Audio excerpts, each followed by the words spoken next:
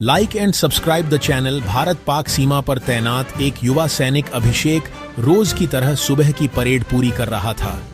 उसके चेहरे पर थकान तो थी, मगर आंखों में देश की सेवा करने का गर्व भी झलक रहा था। गांव से निकला यह सीधा सादा लड़का अब भारत माता की रक्षा में सीमा पर डटा हुआ था। उसके परिवार की आर्थिक स्थिति बहुत साधारण थी।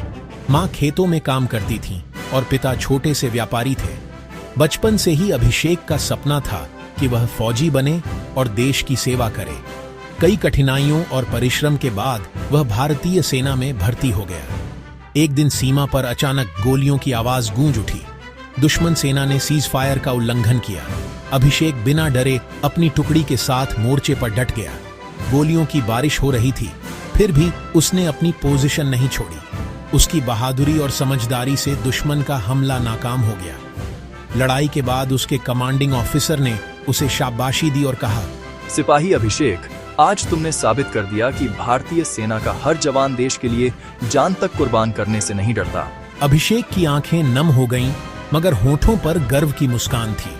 उसे पता था कि उसके लिए सबसे बड़ा सम्मान यही है कि वह भारत माता की सेवा कर रहा है।